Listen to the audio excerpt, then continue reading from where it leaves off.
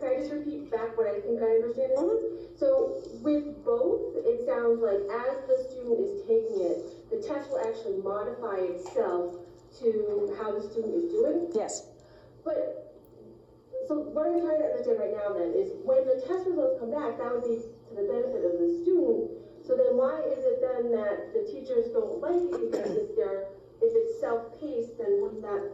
Wouldn't you think it'd be wonderful? The problem isn't that it's self-paced, is that the test is open to manipulation. So if I want it to look like the students are doing poorly, I can adapt it to make the test harder. If I want it to look like the students are doing well, it can be adapted to make the test easier. And you as parents or taxpayers or policy setters will never know which way the test was adapted because it's an internal mechanism. So it is not a valid assessment. And that is the fundamental problem with it, is that the test is being manipulated as it's being taken. In other cases, when you're not in math, but you're in some of the more history or other areas where it's more philosophy driven, you have to comply before you can move on. So the child is put in a position of you must agree. I don't agree with the global warming. No, but you have to, because the test won't let you move on unless you comply.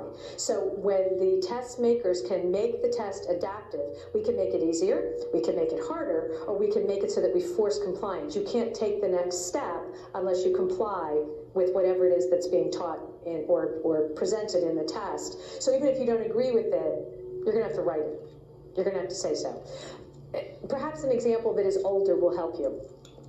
I have a long history in this movement. This is not the first time the federal government has attempted to take over education. So in the 1990s, that iteration was called outcome-based education and then school to work. And I was one of the leading national opponents then too, and I got involved because a woman showed me a test. It was given in Pennsylvania. It was called the Educational Quality Assessment. It was originally given back in the 70s and early 80s.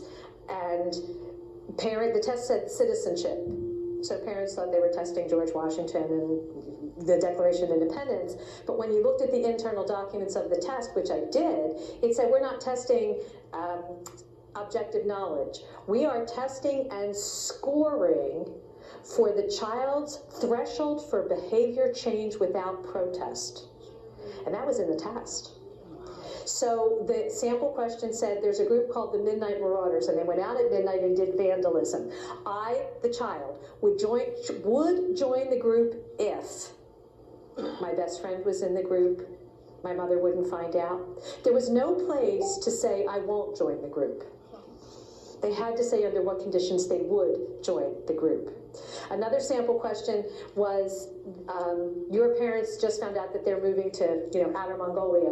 How much time would you spend on each of the following? Being upset, crying, arguing. So how adaptable are you to change? Based on the results of the EQA, districts were given curriculum packets to modify their curriculum so that the children would do better on the EQA the next time. So they were using the test to get a threshold for behavior and then adapting. Now that was a paper and pencil test, so to say it was easy to track is a gross overstatement of the level of difficulty that it was to get the information. But compared to a computer adaptive test, much easier.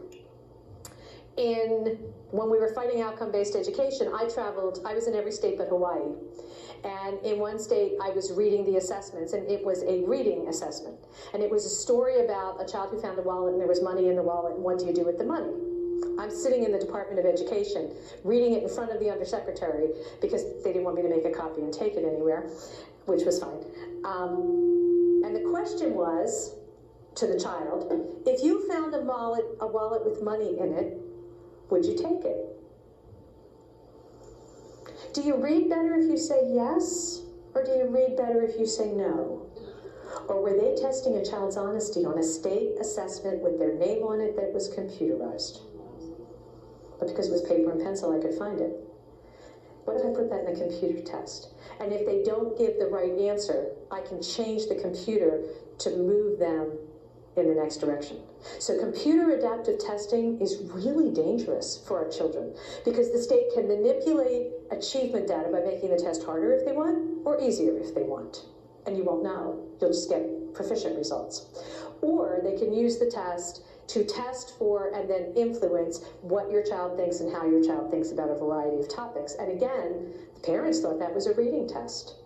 They didn't know that it was that honesty was being tested on a paper and pencil state assessment with their child's name on it. That's now part of their record. And no child would think to say, is that a reading question? Children just answer the questions in front of them because they're kids. They just take the test. That's what they're using the test for. And computer adaptive makes that so much easier and therefore so much more dangerous.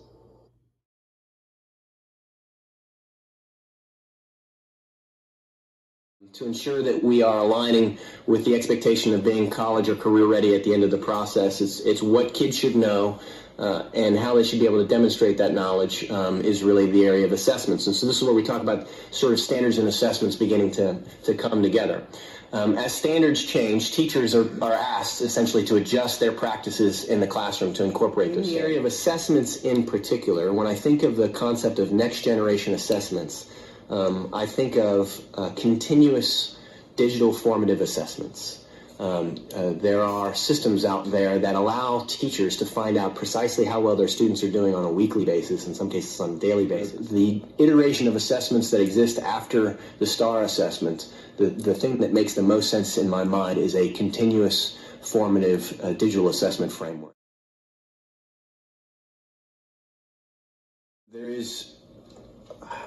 There's this growing body of research related to what are sometimes referred to as non-cognitive skills.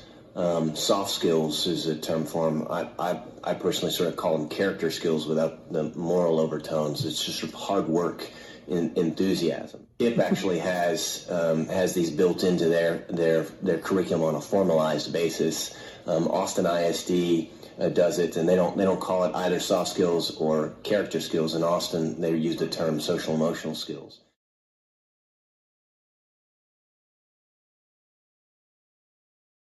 A component of this bill, the Student Support and Academic Enrichment Grant Program, allows, through helping to educate well-rounded kids, focusing on well-rounded education, focusing on safe and healthy schools, gives local school districts an opportunity to invest in programs like the social and emotional learning programs that are going on around this country. I believe this bill helps us get back to redefining what the Common Core is. And in my estimation, the Common Core is, are we teaching kids mental discipline? The ability to be aware, the ability to be focused, the ability to cultivate one of the key components to a successful life, and that's the ability to regulate your own emotional state. This comes well before science, technology, engineering, and math. Teaching these key fundamental characteristics, mental discipline, physical discipline, focus, concentration, self-regulation, key components before you even get to the academic side of things.